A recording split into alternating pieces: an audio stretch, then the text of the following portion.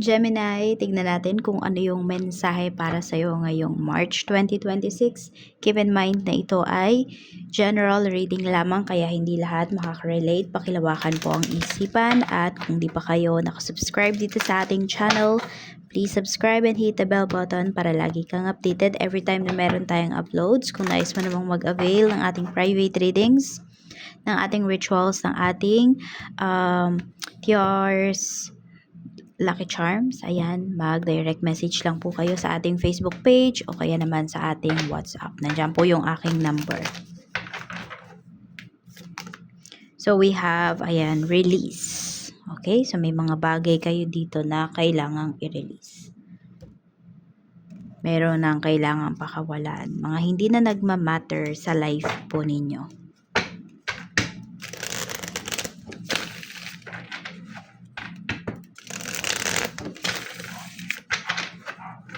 Tignan natin.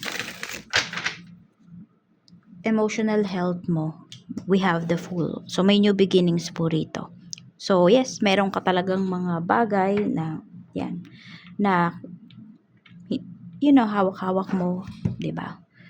Matindi yung kapit mo dun sa mga bagay na yon, sa mga tao na yon. Kasi ayaw mong masira yung connection mo with them. Pero, pwede talaga, Gemini, na sinasabi sa iyo rito na it's time to let go. Para makapagsimula ka, para makahinga ka ng maluwag dito.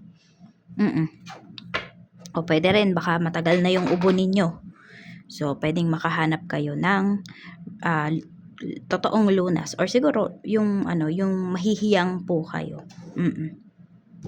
Kamusta yung emotional health mo? Okay naman siya?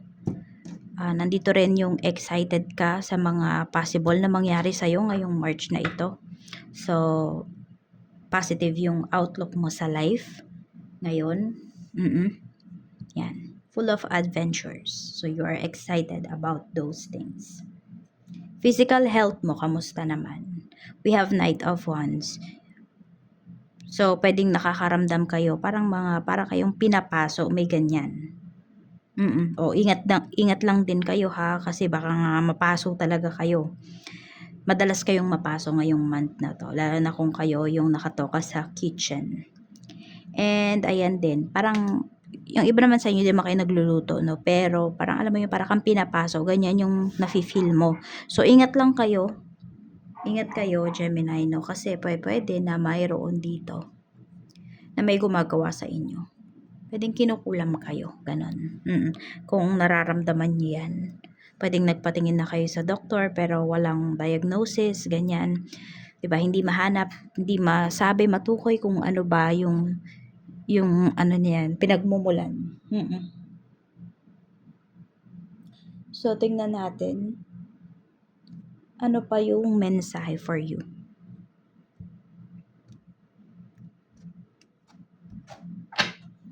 Pagdating naman sa mental health mo. So, we have Page of Cups. Ayan.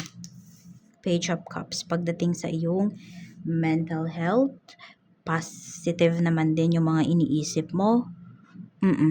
And, basta, magaan din yung mga naiisip mo eh.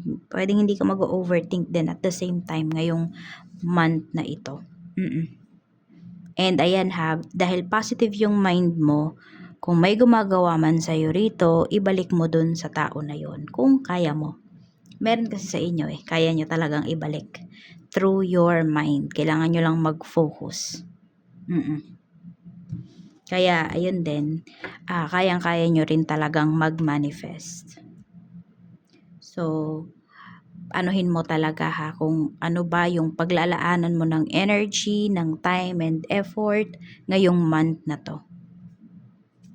Family energy, we have 6 of Wands. Pwedeng may ikakasal sa family members. Or this is arrival kasi. Pwedeng may uuwi din na family members mo ngayong month. Or could be relatives. Pwede rin. We have 10 of Swords. Ayan. Pwedeng tapos na kasi yung kontrata ng tao na to. So, pwedeng may mag-vacation. 9 of Wands. Ayan. Pero babalik pa yung tao na yan. More on vacation lang talaga. Okay? Ayan po. So, sulitin mo yung time with them. dito sa family members mo. Ayan. Either travel to eh. Meron din kasing travel na pinapakita rito. Pero meron din naman po na, ayan, uuwi naman, mag-vacation. So, pwedeng sama-sama talaga kayo ngayon. Tignan natin. Sa friends energy naman, we have the lovers. Meron tayong 7 of Pentacles. So, meron ka bang friend dito na may problem sa relationship niya ngayon? Ngayong month, maayos yan. Oo. Pwede rin may magpapakasal dito na kaibigan mo. So, ayan. Invited ka po rito. So, isa ka sa mga una nilang sasabihan. Sabihin natin, 'di ba, sa family niya, ito yung una niyang sinabihan. Pagdating sa kaibigan, ikaw yung una niyang sasabihan. Yung ganon. Kaya, isa ka sa mga una niyang pagsasabihan towards dito. O kaya naman, hindi to kasal, pwedeng magkaroon lang ng love life. Kung meron kang NBSB na kaibigan, or NGSP, tama ba? NG, yun. Pwede po, ayan. Ikaw yung unang makakaalam. Tignan natin. Sa trabaho naman po, ano yung mga may current job, we have Knight of Swords. Meron tayo ditong 8 of Wands. At mayroon tayo ditong the Hierophant. Ayan, pagdating ito sa sa trabaho. Ayan. So, sobrang maagap ka rito pagdating sa work. May meeting na pinapakita po dito. So, ito mapupuri kayo pagdating sa trabaho. Kaya lahat ng efforts mo rito sa work mo ngayon, ano siya talaga, ma-appreciate mo kasi kasi na-appreciate ka rin. Yan. Tignan natin. And meron din pinapakita kasi dito, pwedeng may mga pupuntahan po kayo. Gemini, ayan o. May travel kasi na pinapakita pagdating dito sa work mo. So, tignan po natin. Pwedeng kayo is ipadala kayo sa seminar, mga ganon. Kaya basta meron kayo pupuntahan dito, may mga meetings dito eh. So, possible marami kang mga ma-meet na bagong tao na may inspire ka talaga. So, kung dati tumatanggi ka sa mga ganyan, ngayon pwedeng go na go ka. Tignan natin sa mga naghahanap naman ng trabaho. We have 8 of Swords. Meron tayo ditong the Sun. So, maraming offer sa'yo rito eh. Kaya lang kasi, pwedeng nagiging mapili ka. Gemini. 4 of Pentacles. Ayan. So, meron kayo ditong masisecure na trabaho. So, okay lang naman maging mapili. 'Di ba? Nasa sayo pa rin naman yun eh. Diskarte nyo yan. Okay, pero pinapakita rito, ayan po, makakapag-work kayo ngayong month na to. So, claim nyo na yan. Yan yung isipin ninyo kung kayo ay naghahanap ng trabaho. 'Di ba? Na ngayong March, makakapagsimula ka na talaga sa job mo. Yung mga nagbabalak namang mag-resign, 9 of Cups. So, sabi dito, magiging happy ka dun sa sa decision mo. Kung ito po ay matagal-tagal nyo na rin pinag-iisipan, go nyo na yan. Baka yan na yung kailangan mong i-release. Diba? Kailangan mo nang pakawalan yung sarili mo dito sa nakaka-stress na trabaho. Sa nagbibigay ng burden sa'yo. Ayan, 8 of Pentacles.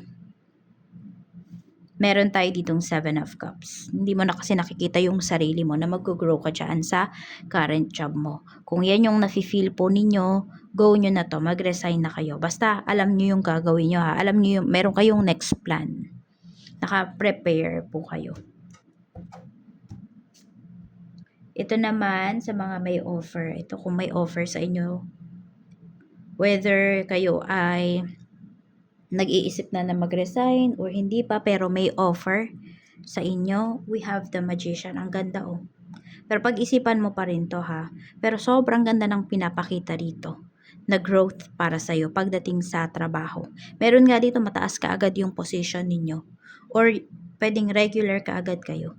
Or makikita mo maganda talaga yung maganda yung sweldo.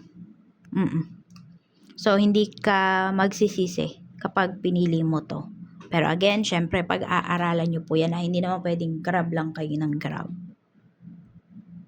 Sa lagay naman ng kaperahan mo, ito din, maganda rin yung kaperahan, oh. Kung may utang po kayo, Gemini, mababayaran nyo na ngayong month na to. Matatapos nyo na. Marami sa inyo. We have King of Pentacles. May salary increase din na pinapakita sa inyo dito. Happy kayo na gumagastos, kaya mabilis din yung balik sa inyo. Wheel of Fortune, oh. Ang ganda, ang ganda. Pwede rin na manalo kayo rito sa mga tinatayaan po ninyo. Yan, oh. Kung may inaalagaan kayo na number, possible. Ang ganda ng kaperahan mo, oh. Ayan. So, talagang sinasabi rito rin, no, na hindi ka manghihinayang sa mga ilalabas mong pera, sa mga gagastusin mo. Kasi may babalik talaga. So, pwedeng ito is mga investments mo. Tingnan natin.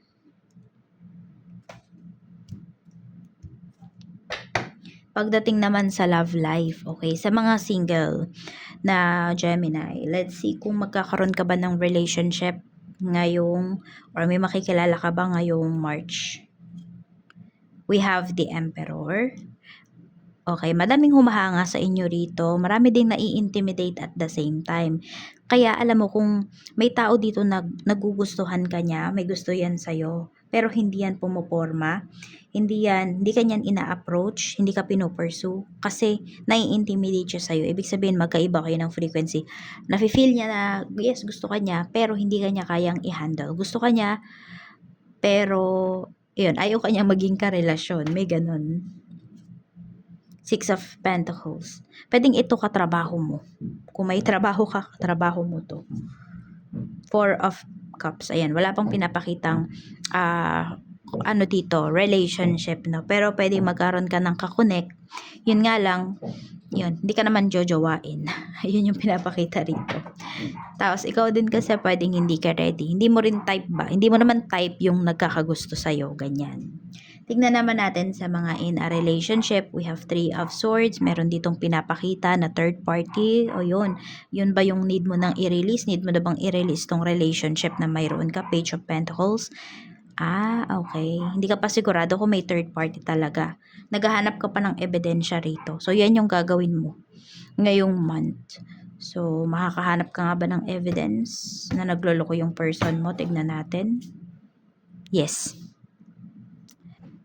Malapit din sa kanya yung magsasabi sa'yo. Makakahanap ka nga ng ebidensya. So, yun, pwedeng yung, papakawalan mo na yung sarili mo dito sa toxic relationship na ito. But it's up to you. Tignan natin. Tignan mo rin ha, baka mamaya siya yung nakaka-block yung person mo, siya yung nakaka-block dito sa mga goals mo in life. Why? Kasi kung meron siyang ibang nakaka-connect na person, 'di ba? Meron siyang ibang sabihin natin, nakaka-sex. Okay? Na-absorb niya, nagkakaroon sila ng spiritual, cord nung tao na yon. So, yung mga problema nung tao na nakakasama niya, napapasa niya yun sa'yo. Once kayo naman yung nagkaroon ng contact. Ganon yun. Tignan natin. Kaya minsan yung mga problema mo, hindi mo talaga yan problema, dinala yan sa'yo nung taong, ayan, kadil mo. Tignan natin sa mga married naman, we have King of Cups. We have Nine of Swords. Medyo stress dito yung asawa mo. Two of Pentacles. Okay. Tignan natin. Pwedeng sa pagbabudget, nai-stress. Three of Wands. Nasa malayo ba yung asawa mo? Tapos nasa bansa ba siya ngayon na may kaguluhan? Yun kasi yung pinapakita rito. Ayan, stress po siya, oh. Three of Wands. Parang gustong-gusto niya na talagang umuwi. Parang gagawin niya talaga lahat, makauwi lang siya. Ganun yung pinapakita. Basta hindi siya okay doon eh. Nai-stress talaga. Okay, or pwede rin naman, kung wala naman dun yung asawa mo, pinapakita po dito na, ayan, stress talaga siya. Siya naman yung tipo ng tao na parang gusto niyang umalis. Yun naman ang pinapakita rito.